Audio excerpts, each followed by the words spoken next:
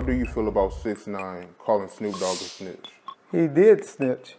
We put up paperwork and showing it. How do you feel about 69ine calling Snoop Dogg a snitch? He did snitch, and we put up paperwork and showed it, so he tried to snitch. Snitching is when you tell the police about something you were involved in. He was just throwing stuff out there to be messy. He ran a little straight to the police, where they admitted in their statement that they had seen the police. Diddy has long been suspected of being behind Tupac's death. But now that Key D has been taken into custody, events are beginning to unfold, and more information is being revealed every day. The federal authorities are now investigating both Snoop Dogg and Diddy for Tupac's murder, and who knows what else might transpire, according to ardent fans. Diddy, the legendary music mogul, has long been suspected of being involved in the death of Tupac and several other prominent players in the industry. Fans and even some actual detectives have acknowledged the validity of these claims. This man appears to have some connection to each of these tragedies. Even Key D, the man detained in connection with Tupac's murder, stated that Diddy gave the order to kill Tupac, but authorities never appear to follow through on this. Diddy carried on with his business as usual. Do you think Puffy owes you anything? I believe he should watch out for everyone. It seems like things may be turning around soon. A lot of people, including Keffy D, are coming forward to discuss Diddy's involvement in not only Tupac's murder, but several other crimes. One of these voices is none other than the legendary rapper Snoop Dogg, who is supposedly finally opening up about everything he knows about Tupac's murder, and a good portion of it points back to Puffy. Otherwise, I just think Puffy he need to be a stand-up man, that dude sat up there and did that time for you or anything like that, then you got this man living down there. And police living off bad man, you see like you just leave your people for demand.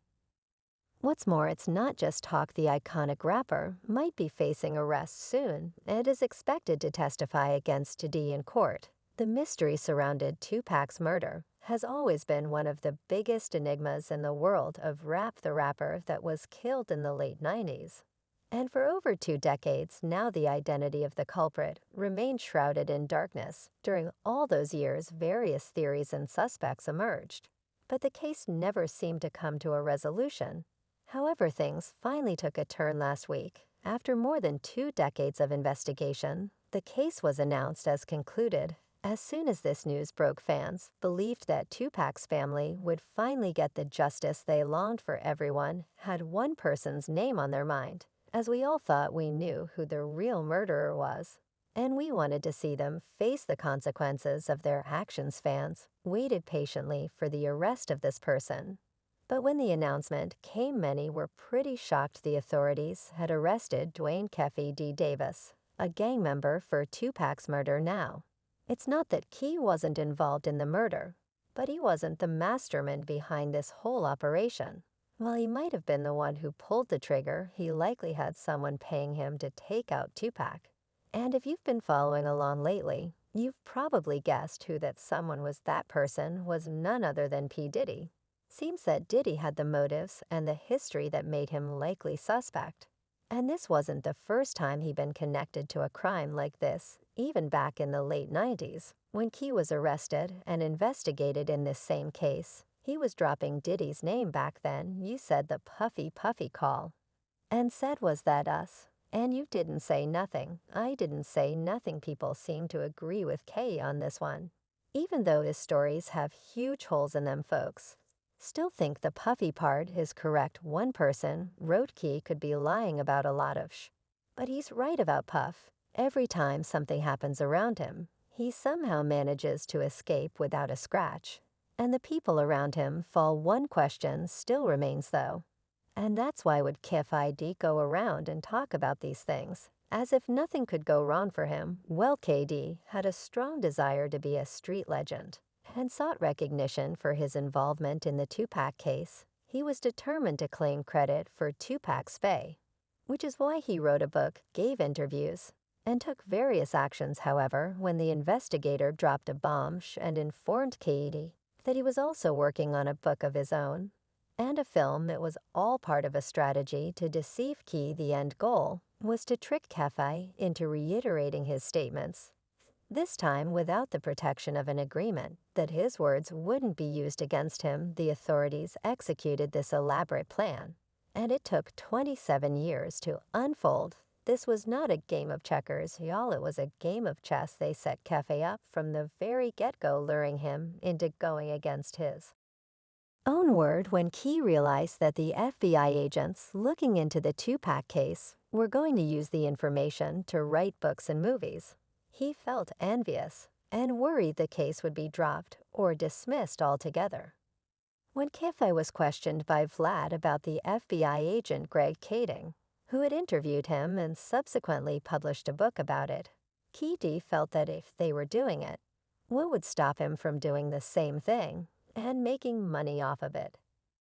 Kefi explained that he became enraged, thinking that Kading was essentially stealing his Tupac story, which prompted Key to create his own book with the testimonies and everything else, having someone else write it from there.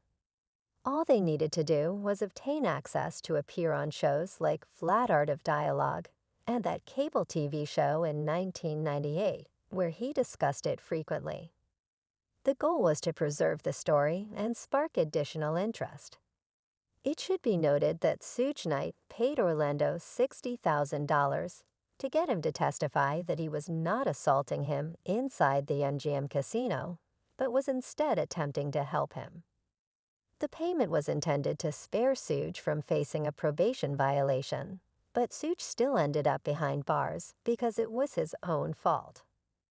Over time, tensions between Suge and those on that side grew less as word spread that the $60,000 had settled the matter, but Suge's ongoing legal troubles persisted. As more people involved in this case were removed or became incapacitated, KPD became the final party involved. Once Diddy's associate Zip was removed from the picture, that's when everyone began taking action. They worked on compiling the book, setting up interviews. It's important to keep in mind that Mike Tyson had his own history and altercation with Kefi D. Cave, sent Mike Tyson a warning message implying it could lead to another tragic situation. They were working on the Tupac case remotely from home, as if they had never actually stopped on the investigation of Tupac's murder. If they had genuinely stopped, they would not have produced a new indictment for Kefi D and the two individuals remaining in this case. Now they're looking at Diddy and Snoop Dogg and trying to get Mike Tyson to testify about this as well.